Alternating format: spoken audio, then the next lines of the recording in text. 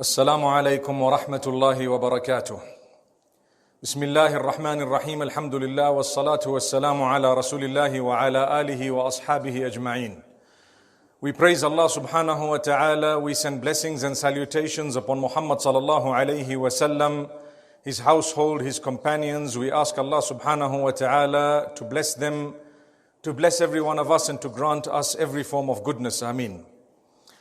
My beloved brothers and sisters, when a person falls ill, immediately many people would actually think to themselves, let me take a little bit of medication, let me see what I could do, let me perhaps have something that I might have within the house, and inshallah I'll feel better very soon. And then they find that they're not getting better. And so what happens is they think to themselves, let me visit the doctor, or let me speak to someone else. And they either visit the doctor or speak to a professional. And what would happen at that particular time, they feel reassured within themselves when the doctor diagnoses the problem they have and tells them that you need to have this medication or that medication. It is prescribed, and mashallah, they would make their way to the pharmacy or wherever they're going to get that medication, and they will start the course. And psychologically, they begin to feel that they're having something, and they may even give a bit of feedback to the doctor to say, I'm feeling worse, I'm feeling better, etc. There comes a time when even that doesn't help. And the reason why Allah subhanahu wa ta'ala allows a believer to go through certain stages at times is in order for us to realize that the mistake was right at the beginning. The minute we fall ill, the minute calamity strikes, the first thing we need to do is turn to Allah. إِيَّاكَ نَعْبُدُ وَإِيَّاكَ نَسْتَعِينُ. So many times a day we repeat, you alone we worship, you alone we ask for help. I will worship Allah alone and I will ask for Allah for help. And Allah subhanahu wa ta'ala will then facilitate for me. Allah subhanahu wa ta'ala will then facilitate for me and grant me the ability to do that which is correct, to do that which is filled with blessing from every angle. There is no point in being cured medically and physically when spiritually we are ill, we are sick, when religiously we are far away from Allah subhanahu wa ta'ala. So mankind, due to his weakness, starts off on the wrong side by relying primarily upon the medication or the doctor or whoever else it may be, or himself or his expertise or whatever he's read or knows, and nowadays even on Google, subhanallah. So you find Allah is removed from the equation. And this is where we falter. The difference between a believer and one who does not believe is that the believer primarily turns to Allah. Before everything we say Bismillah. We're taught that when you leave the house, you say Bismillahi tawakkaltu ala Allah. In the name of Allah, I lay my trust in Allah. And we would lock the door. Thereafter, whatever you're doing, if it is anything of importance, the Prophet ﷺ says, Kullu amalin lam yabda fihi bi bismillahi fahuwa aqta'. Anything that you're going to do, if you haven't started it with Bismillah, it is going to be cut. Chopped. Chopped means the blessing of it, the reward of it, the goodness of it. Even if physically you achieved some form of success because you removed Allah from the equation, that was the mistake you made, and therefore the blessing will be snatched away. The goodness is snatched away. You and I know that we're going through trying times. Trying times not just because of the virus that has overtaken the globe, but people are losing jobs, people are struggling with anxiety, people are struggling with a lot of difficulty and hardship. People are struggling in such a way that they're losing their loved ones and their properties and a lot of other things, subhanallah. I know of people who've recovered from the virus, but they have other health issues. May Allah subhanahu wa ta'ala grant them mercy. And may Allah make it easy for them and for all of us. Ameen. we turn to Allah. And Allah at times makes every plan that we have fail because we haven't added Him into the equation and we haven't put Him into it yet. So, place Allah in your equation. We ask Allah. And when we ask Allah, Allah allows us indeed, and He requires from us that we do whatever He has placed within our capacity to do to achieve what we believe is beneficial. And this is why the Prophet ﷺ says, "Ihris ala ma yanfa'uk."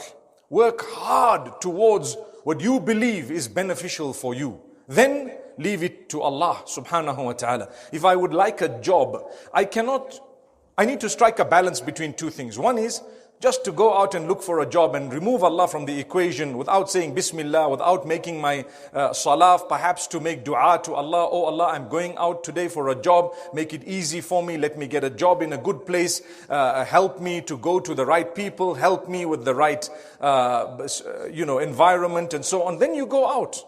And when you go out, you actually are going to be guided by Allah. But if you removed Allah, like the one extreme, where people just go out and there is no Allah in the equation, they didn't do anything. In that case, there will be no barakah in the job. There will be no barakah in the surroundings. There will be no barakah in what you may earn, because where is Allah, the owner of sustenance, in your equation? He is supposed to be featuring number one there. And so the other extreme is those who say, I lay my trust in Allah, so after Salatul Fajr, I'm going to sit on the musalla, perhaps do a little bit of dhikr, and then I will go to bed and recline up to Salat al-Dhuhr, and if it is meant, the job will come to me. Someone will miraculously know that I need a job, and someone will miraculously bring the job here to me at home. That's the other extreme. It's called tawakkul.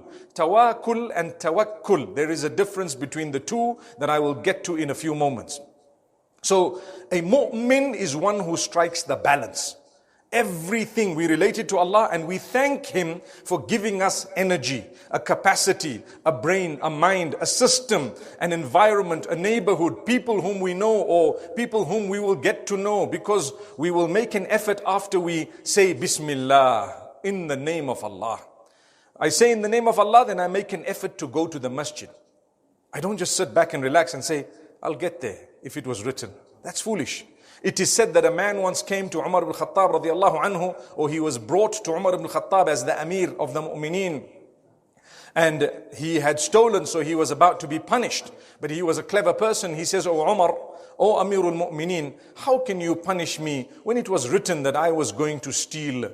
So Umar ibn Khattab radiallahu anhu says very beautifully, he says, well, it was written that we were going to punish you as well. Subhanallah. As simple as that. So you cannot blame the taqdeer of Allah subhanahu wa ta'ala, the predestiny of one thing that may have led to another thing, when Allah gave you the capacity and the mind and the ability to do or not to do. If that was the case, there would be no point in any one of us fulfilling salah or any ibadah, because Allah already knows who is going to go to Jannah and who is going to go to Jahannam. What's the point of doing deeds? Well, the point of doing deeds is you and I don't know where we are going to go. So Allah says, we've kept it a mystery for you, although we may know. That doesn't mean we imposed upon you not to do things. If you chose with the choice we gave you, Allah gave us a limited choice. If you used that limited choice in a way that was foolish, you pay the price. And this is why Allah is going to question and ask. It would be unfair for anyone to ask you why you did something when they forced you to do it. It would be very unjust. But what is justice is when Allah has given you a limited choice and He asks you to use that choice in a beautiful way, and you made an effort, you strove to use that choice in a beautiful way, then Allah subhanahu wa ta'ala would definitely question you how you used your choice and reward you for that which you chose, which was good. So at times a person falls ill, and one thing didn't work, the next thing didn't work, the third thing didn't work, as intelligent as you thought you were. Speaking to the doctors with this crisis, many of them will confirm that they don't know what's going on at times. They've tried everything and they realize that, you know what, it's not in their hands. They can only try, but it's Allah subhanahu wa ta'ala who grants the effect of the medication. That's true. Look at how many people having exactly the same medication for the same diagnosis. It works on some, it doesn't work on some. That is the power of Allah. Allah is just showing us how helpless we are and how He is Rabbul Izzati wal Jalal. So what is of importance is for us to realize this balance. وَعَلَى اللَّهِ فَتَوَكَّلُوا إِن كُنتُم مُؤْمِنِينَ. If you are true believers, then you would lay your trust in Allah in the correct sense. Subhanallah. What is the meaning of the correct sense? Tawakkul. We have a tashdid on the kaf. Tawakkul. Tawakkul means do whatever is in your capacity, God-given capacity, Allah-given capacity, in order to ensure what you would like and lay your trust in Allah. Look at Yusuf alayhi salatu wassalam. When his father was speaking to his brothers, and the brothers were going back to the palace of the minister in order to get their rations, he says, "Oh my sons, there are 11 of you. So many. I fear the evil eye." Subhanallah. I fear the evil eye. So if you're all going to enter from one gate and they see 11 handsome youngsters all looking similar, all walking through the same door, perhaps evil eye may affect you in one way or another. So what he says? He says, وَقَالَ يَا بَنِيَّ لَا تَدْخُلُوا مِن بَابٍ وَاحِدٍ وَادْخُلُوا مِنْ أَبْوَابٍ مُتَفَرِّقَةٍ. He says, "Oh my children, don't enter from one door, enter from all separate doors. Let them not recognize that you're all part of one big family. MashaAllah, tabarakallah." And he says, "You know what? I hold nothing. If Allah wills anything, I have nothing that will hold it back. But we obviously have to lay our trust." So he says, "Alayhi tawakkaltu." I have now laid my trust in Allah. He took his precautions by doing what? He told his children a few things. He says, "Look, I fear you might take this child, this other brother, and he might disappear." When they gave him the promises, and then he gave them advice, how to enter the door and what to do. And then he said, "Now I've laid my trust in Allah. Alayhi tawakkaltu. Wa alayhi falyatawakkal almutawakkilun." And he says, indeed, those who are the layers of trust should lay their trust only in Him, in Allah. You want to lay your trust in someone, it should only be Allah. Ultimate trust is laid in Allah. We do know that if a little child looks at the parent, a little person looks at someone bigger, a person who's working for you looks at you as a boss, or when I say as a boss, I mean as someone who's slightly above them in authority or in wealth or whatever else. They say, "Look, I trust you and I know this." What they mean is, I only trust you within the limits that Allah has given you. Beyond that, it's Allah whom I ultimately trust for me and for you. Subhanallah. So Allah gives everyone a little capacity. If you take a look at Yusuf alayhi salam's story, it's amazing because right at the beginning, he tells his son, "Don't even narrate this dream to the others." Why? That's part of taking precautions. Subhanallah. Something bad will happen perhaps if you just relate this dream, and guess what? Lo and behold, Allah wanted it to be. As much as He told His child, the innocent child told the brothers, and as a result, subhanallah, there was the evil plot that was planned against him. But the lesson learnt is, didn't he speak about it? Didn't Yaqub alayhi salam say that, "Oh my son, don't narrate this dream to your own brothers as a precaution"? Subhanallah. But Allah still let something happen. And one thing went wrong according to us, but it was not wrong according to Allah. The human mind looks at it as a negativity. That was the beginning of the positivity. Allah creates positives out of a negative. What seems negative to you is a positive to Allah subhanahu wa ta'ala. If you are a believer and you lay your trust in Allah, nothing can go wrong. Look at the battles when the Prophet ﷺ was in the battle of Uhud, and Allah subhanahu wa ta'ala revealed so many verses, and Allah subhanahu wa ta'ala tells us at the time of war, He says, those believers who took part in that war, Allah says, they were promised one of the two good things. Ihdal husnayayn, used in the Quran. One of two good things is going to happen to them. What are one of those two good things? You lay your trust in Allah, You either achieve victory, which is temporary in this world, or you achieve martyrdom, which is everlasting. Subhanallah. It is success. You're a believer. You don't look at it negatively. It's a trying time. It's a test. It's a difficulty. But عَجَبًا لِأَمْرِ الْمُؤْمِنِ فَإِنَّ أَمْرَهُ كُلَّهُ لَهُ خَيْرٌ. Amazing are the affairs of a true believer, for indeed all his or her affairs are good. If something bad happens physically to us, as we human beings would look at, we would consider it to be the decree of Allah. It was a good thing. We bear patience, and the patience will result in us being rewarded immeasurably. And if something good according to us happened, where we achieved what we thought we wanted to achieve, as humankind, we make what is known as shukr. We thank Allah. We don't become haughty. We don't become arrogant. We don't become people who think they're mighty and so on. We understand this was from Allah. It is also temporary. But Allah has given us this gift, and so we will become even closer to Allah. My brothers and sisters, when Allah gives you something, become closer to Him. That's a sign of a believer. When Allah takes away something from you, become closer to Him. That's a sign of a believer. When anything has happened to you, if it resulted in you coming closer to Allah, it was a gift of Allah. Be it positive or negative from a human perspective. And when anything drives you away from Allah, no matter how positive it looked like, from a human perspective, it was very negative because it drifted you away from Allah. Perhaps it could be a punishment.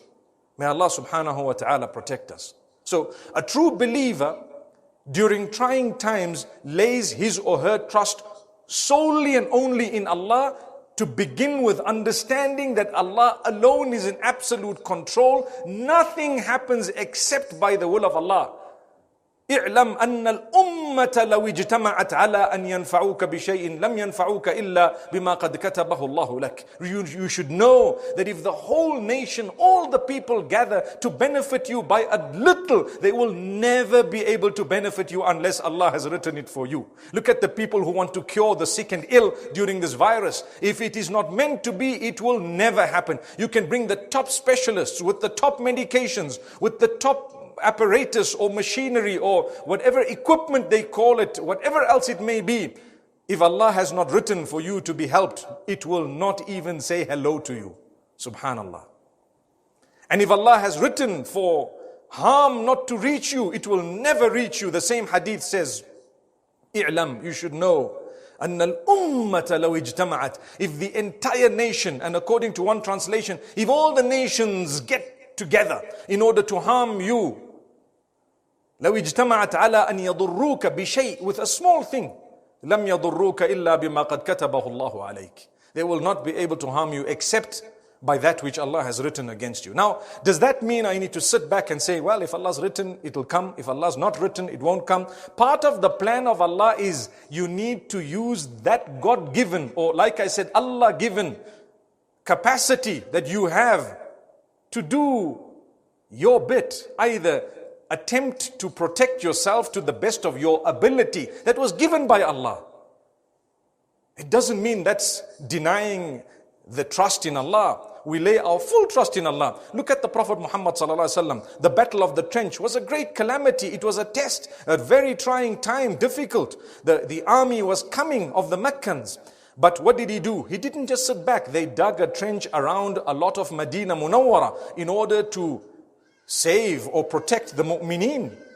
They didn't just sit back and relax and say, you know what, I'm the Prophet of Allah sallallahu alayhi wasallam. These are Sahaba who are the highest of the lot, which is true.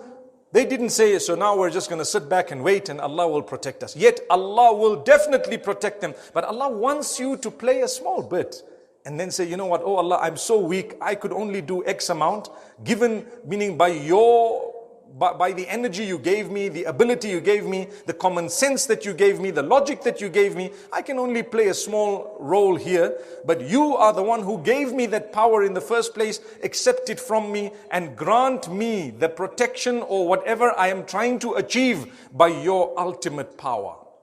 That's what it is. May Allah grant us ease.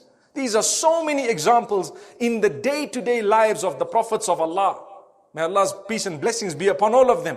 And the companions of Rasulullah sallallahu alayhi wasallam. Every day, you will find so many examples. Abdurrahman ibn Auf radiallahu anhu, when he came into Medina Munawwara as a person who had just made the hijrah, he was an intelligent businessman, but he had nothing with him. When people offered him half of their wealth and so on and so forth, his own level refused to take a handout from someone, although it was not wrong. And you know what he says? He says, Dulluni ala suq. Show me to the market. Where is the market here? Let's see where it is. He went to the market. At the end of that day, he came back with some profit. Subhanallah. What did he do? He obviously bought and sold. He did something. And he made an effort. He went out. Subhanallah. That's why the hadith of the Prophet ﷺ speaks about sustaining people in hardship. The same way Allah sustains a bird. So many people who don't understand the difference between tawakkul and tawakkul, they think for themselves, well, here's the hadith. Allah says, لَوْ أَنَّكُمْ تَتَوَكَّلُونَ عَلَى اللَّهِ حَقَّ تَوَكُّلِهِ لَرَزَقَكُمْ كَمَا يَرْزُقُ الطَّيْرُ. If you are to lay your trust truly in Allah, in the proper sense, He will feed you the way He feeds a bird. So they stop there and they say, well, look, He feeds the bird, so He's going to feed me. That's it. But they didn't end the hadith. They didn't continue. What did the Prophet ﷺ say in the next sentence? He says, تَغْدُو خِمَاصًا وَتَرُوحُ بِطَانًا. That is the most important part of the hadith. He says, the bird leaves its nest early morning, going out in search for food, and comes back in the evening with a full belly of food. That means, if you lay your trust in Allah truly, you will make an effort. Like the bird makes an effort, and Allah will sustain you with what is sufficient for you for that day. That's what the hadith means.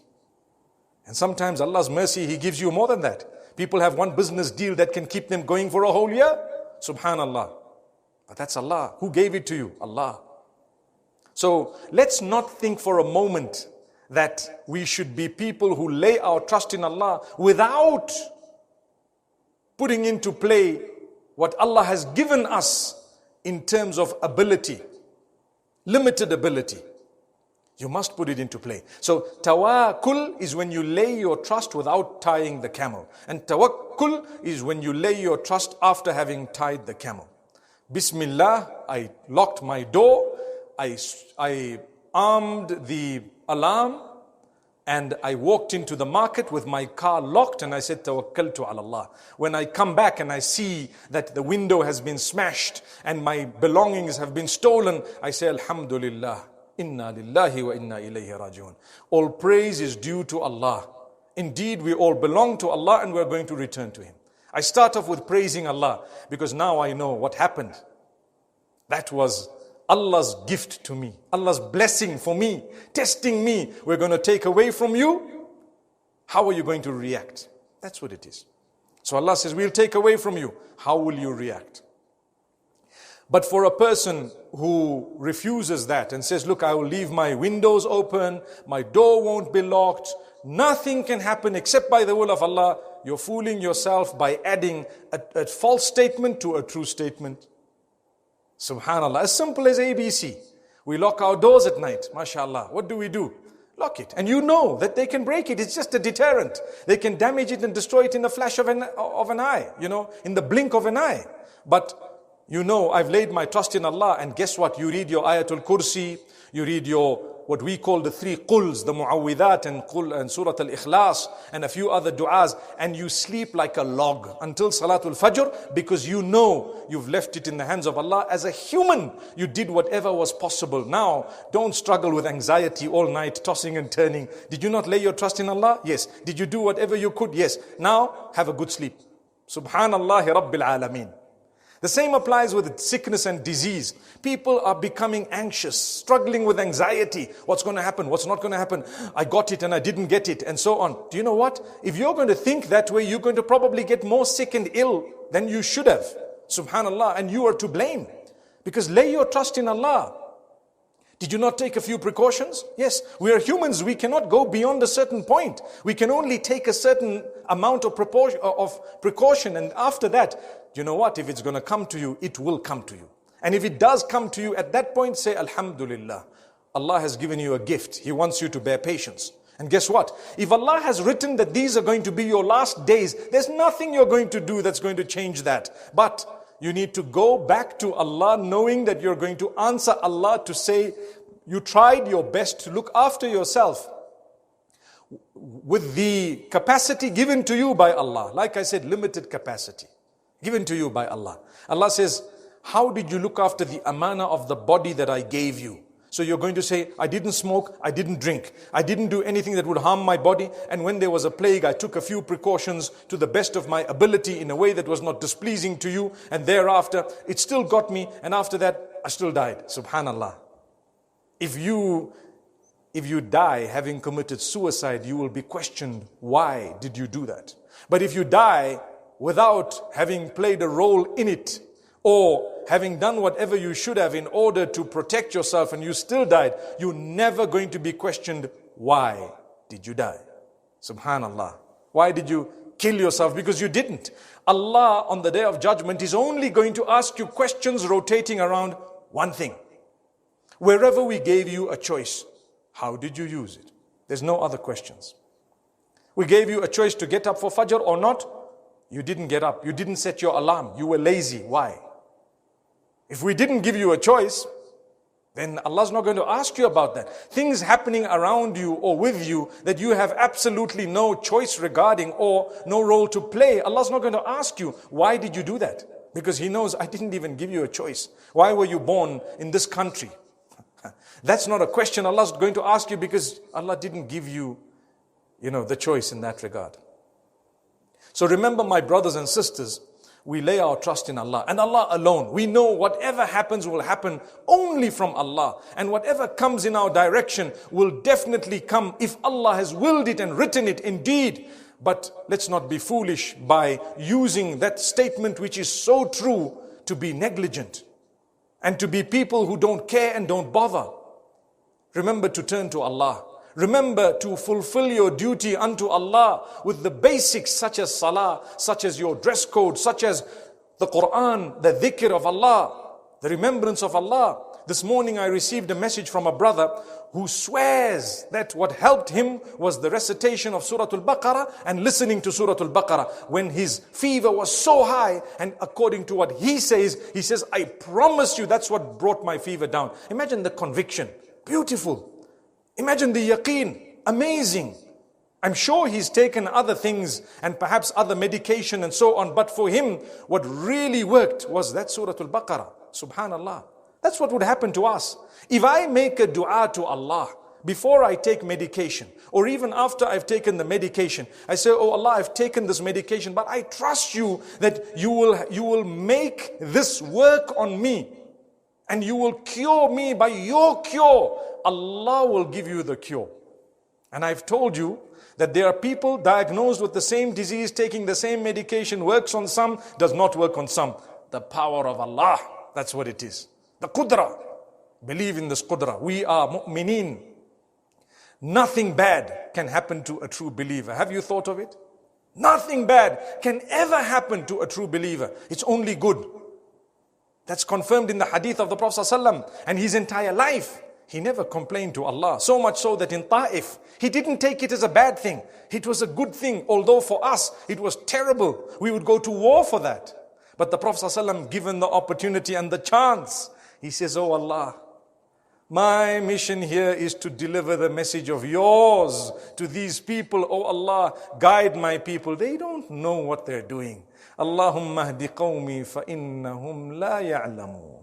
Oh Allah, guide my people. They don't know what they're doing. Oh Allah, if you haven't written guidance for them, write it for their offspring. It worked. Did you know that at a time of calamity, at a time that is very trying and testing, the angels keep saying Ameen, Ameen, Ameen, waiting for you to open your mouth? Did you ever know that? In the hadith of the Prophet ﷺ, he says, make a good dua, the angels are saying Ameen. So when suddenly you have a big accident, for example, if you're a person who hasn't had children for 10 years, soon as that accident happens, you know the angels are saying, Ameen, say, oh Allah, bless me with offspring. People might think you're such a fool. You're not a fool. You're seizing the opportunity of an Ameen of the angels to make another dua that may not be connected to what exactly happened, but because you know it's a calamity, it's a moment of duas being accepted. The angels are about to say Ameen. The last thing you want to say is, oh, Shibat. Allah protect us. It's a fact. We've been trained to say the worst of words. Something bad happens, we swear F's and B's. The angels are saying, Ameen, Ameen, Ameen. What you wasting that for? Why are you wasting it? Subhanallah. Don't waste it. Make dua. Minimum is Allahu Akbar. Alhamdulillah. Inna lillahi wa inna ilayhi raji'un. Ask Allah for goodness. And remember, that was planned by Allah. Unless you were foolish, it was still in the decree of Allah, but you're to blame. So the plan of Allah is always there. When you have had a role to play and you haven't played it, you are to blame. Allah will hold you accountable, responsible. That's the whole reason of creating Jannah and Jahannam. But if you have had no role to play, the decree of Allah will still come to pass, but in a way that you would not be held accountable for that particular thing, because you had no role to play in it. La ilaha illallah. This is the balance that needs to be understood when it comes to tawakkul and tawakkul. A man comes to the Messenger ﷺ, he says, I trust Allah completely, O Messenger. Now, should I tie my camel and trust Allah, or should I let my camel loose and trust Allah? The Prophet ﷺ knows that whatever's going to happen to that camel is still going to happen anyway, because it's written, right? He says, i'qilha, thumma tawakkal ala Allah. Tie it, then say, I lay my trust in Allah. Simple hadith. Although the Prophet ﷺ knew for a fact that nothing can ever happen to this camel except what Allah has written for it. He knew that. It did not negate the fact that you got to take that precaution. Subhanallah. May Allah subhanahu wa ta'ala allow us to understand things. Now, let me continue a little bit further.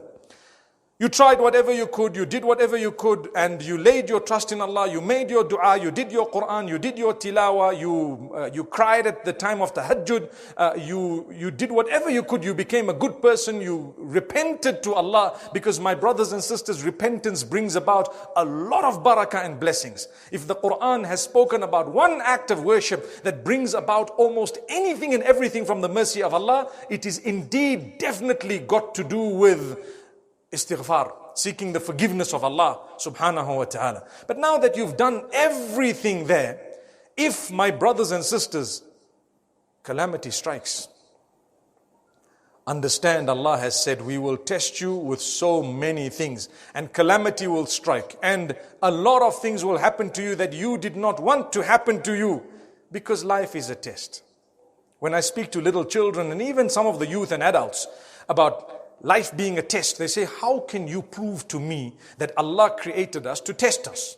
Well, I always say there's a simple response to that. Nothing that's happening is happening according to your liking. Subhanallah. Everything that comes is according to the liking of Allah. Who you are is not even according to what you wanted. It's what Allah wanted. So when an examiner is asking you questions, you don't have a role to play in preparing those questions. It's from him. You've no say in anything. From that, you know this is a test. Because if it was not a test, Allah would have given me everything I wanted, how I wanted. He would have asked me before I was born to say, hang on, just choose, where do you want to go? You want to go here or there, and where would you like to be? Subhanallah. He never did that. Because He knows it's a test. We're only sending you for whatever reason He wants to test us. I may never understand fully why exactly He wants to test us, but I know He wants to give us Jannah. And He wants us to go back to Him. And when we meet Him, we will know everything by the will of Allah. We know for a fact. Sophisticated human beings also pass away. The most intelligent from amongst us also pass away. The top doctors from amongst us have gone. Subhanallah. May Allah grant us ease. So, if calamity still strikes, you need to know that was a test from Allah. You need to pass the test. Don't ever question the decree of Allah. Thank Allah. Let it be a means of drawing you closer to Allah through all your ibadah and staying away from sin and engaging in istighfar. Still, become a better person. And you need to know, daybreak only follows the darkest hours of the night. You've lost your job. You don't know where the next morsel is going to come from. It's okay. You're not the first person that is happening to, and you're not going to be the last person that is happening to. You need to adjust your life. You need to make sure you've prepared for a rainy day. And at the same time, if push comes to shove, Allah will grant you. Do your best. Allah will open your doors. I've met a lot of people who've said, we've adjusted our lifestyle. Alhamdulillah, good news to you. My brother, my sister, it is nothing to be embarrassed about when you need to sell your motor vehicle. You might need to sell your house in order to live in rented accommodation for a while. If you are too embarrassed to do that, you are the one who's going to struggle. But if it's come to that, very sadly, from a human perspective, there is sadness. But from a spiritual, religious perspective, there is excitement. If Allah wanted this from me, alhamdulillah. When I was much younger, I visited one of my ustads, one of my lecturers who had lost a leg in an accident in the hospital. And I remember standing around and they were asking him, what happened? And he says, alhamdulillah, I lost my leg. It was amputated. Alhamdulillah. And you know, I felt at that moment, and not just me, a few others also, that I think he's saying the wrong word. You know, when you're young and you don't know, and someone's just lost a leg and they say, alhamdulillah, I lost my leg. And you think, is this guy crazy? He's supposed to say, astaghfirullah, I lost my leg. Or he's supposed to say something else, you know. But he says, alhamdulillah. So we asked him, why alhamdulillah? He says, I've used this leg to walk to the masjid for 35 years. I don't know how many years, but for so many years. And alhamdulillah, Allah gave me this organ that I've never used to disobey Him. And He took it away when its time was up. I thank Allah for that. He didn't allow me to do haram with this before He took it away. La ilaha illallah. Imagine the type of yaqeen this man's got. Imagine the type of connection with Allah he's got. A leg you lost. Well, he said to us, you know what? I could get another one. I could get a, one of those artificial limbs. And it will be connected and we'll walk with it at one stage. It's not like it's the end of the world. How many of us are ready to accept what has struck us with such positivity? If you do, you will still lead a life up to the point of your death. But the only thing is the quality of it will improve tremendously because your connection with Allah has improved the quality of your life. If you're going to be depressed about it and you're in bed and you're embarrassed to meet people because of this that happened to you and you are the one who's going to struggle with all sorts of difficulty and hardship. The barakah is snatched away from your life simply because you didn't surrender to what Allah has chosen for you. Some people, if Allah gives them wealth, they would turn away from the deen. And others, if Allah makes them poor, they would turn away from the deen. And the opposite is true. Some people, when Allah takes away from them, they get closer to Him. And some people, when Allah gives them, they get closer to Him. So Allah says in the Quran that all human beings have a different path that they will tread upon. Allah makes easy for them to tread upon the certain path, a path of goodness. May Allah make it easy for us to tread upon a path of ease in a way that our relationship with Him is at its best and our life on earth is also beautiful and smooth sailing to a great degree. رَبَّنَا آتِنَا فِي الدُّنْيَا حَسَنَةً وَفِي الْآخِرَةِ حَسَنَةً وَقِنَا عَذَابَ النَّارِ. Oh Allah, and this is the best dua you could make. Oh Allah, oh our Rabb, grant us goodness in this world, goodness in the hereafter. That's what man wants. Man wants goodness everywhere he goes. Oh Allah, give me the best here. Give me the best there. Allah will give you by the will of Allah. Sometimes Allah knows that something you don't think is the best for you is actually the ultimate best for you. And something you think is good for you is not at all good for you. So He either gives or doesn't give based on His love for you and His connection, your connection with Him actually. And it wouldn't be wrong for us to say His connection with you because Allah subhanahu wa ta'ala tells us in a hadith Qudsi, whoever comes to me a little bit, I come to him even more. Whoever comes to me a handspan, I come to him a whole foot. Whoever comes to me walking, I come to him rushing. I will always give you more than what you've asked from me. Subhanallah. You connect with Allah, Allah connects with you. And one hadith that's actually really made me ponder, amazing hadith, where the Prophet ﷺ told his companions, he says, you know, Man ahabba liqa Allah, ahabba Allahu liqa'ahu. Allahu Akbar. Allahu Akbar. Whoever loves and is looking forward to the meeting with Allah, Allah is looking forward to the meeting with him or her. Amazing. Whoever is looking forward to the meeting with Allah. Have you thought of meeting with Allah? Have you thought of meeting Him? Have you thought of going back to him? Have you thought of talking to him? Subhanallah. If you're looking forward to the meeting with Allah, guess what? The Prophet Muhammad sallallahu alayhi wasallam says, Allah is looking forward to the meeting with you. How? How? Amazing. I can't believe, meaning we believe it is a hadith, but if a man, imagine a VIP and you're a nothing compared to that person, this is just an example, and you're looking forward to meeting them and they're looking forward to meeting you. The excitement is the other way. Because who am I? I'm a nothing, man.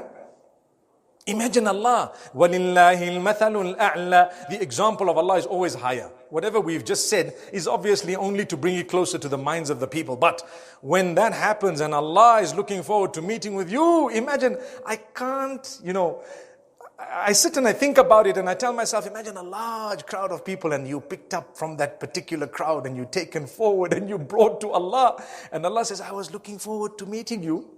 I know how much of salah you did for me. I know how much you worshipped me, how much you trusted me, how much you endured from what I put in your path. Here is your Jannah. Allahu Akbar. May Allah grant it to us. The calamities of this world will continue. Until the world comes to an end itself, the world will come to an end. Everything will come to an end. But Allah subhanahu wa ta'ala says, we will reward you. Take it in your stride. Don't lose hope. It's not the end of everything. No. What's the worst case scenario for people? For us as human beings who are weak, we say, well, the worst thing is I might die. That's actually the best thing for a believer. Tuhfatul mu'min al-mawtu. The Prophet Muhammad says the gift of a true believer is death. Imagine when you die after having led a life of obedience to Allah, trying. You're a human. Don't forget you're a human being. You will falter, but you will also repent immediately and make amends regarding your relationship with Allah. And then guess what? The day you pass on, if you started that day with Salatul Fajr, may Allah strengthen us. If you started that day with tilawah of the Quran, with goodness, with a good plan, and so on, and come 10 o'clock and you just pass away, do you really think you're going to go to an evil place, a bad place, or you're going to be the happiest soul ever, ever, ever? Subhanallah. Eternity. We all have to go. Don't let these temporary trials of the dunya distract you. Don't. May Allah strengthen all of us. My brothers and sisters, if you have people who are sick and ill, or if you are unwell, do whatever you can. But don't ever remove Allah from that equation. Call out to Allah, make dua to Him, ask Him, connect yourself with the Quran, connect yourself with Allah, go to sujood, take your time in sujood, and you know what? Allah will calm you down.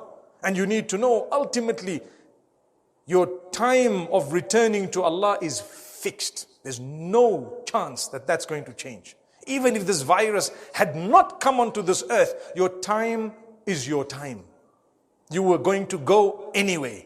Be it a heart attack, be it a murder, be it whatever else it may have been. You were going to go. There is a silver lining to all of this, and that is those who have passed on with this virus, inshallah, they would be considered martyrs. Because we're totally helpless. We're watching and witnessing. We're seeing. And subhanallah, life is just being snatched away in front of our eyes.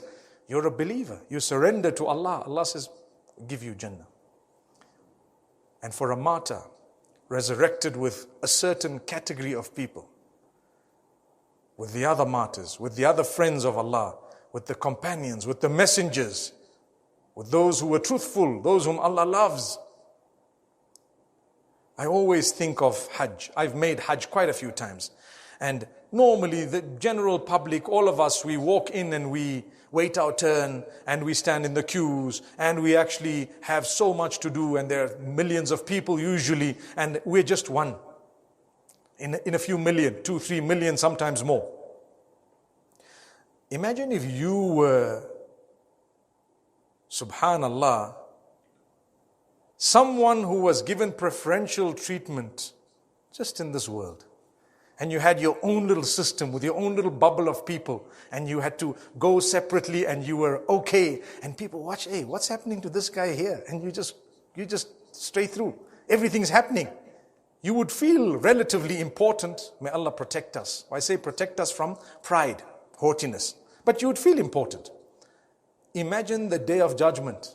And imagine it often. If you want that status, it's not so difficult. You just need to be the best possible version of yourself. As a mu'min, as a believer. And Allah will grant that to you.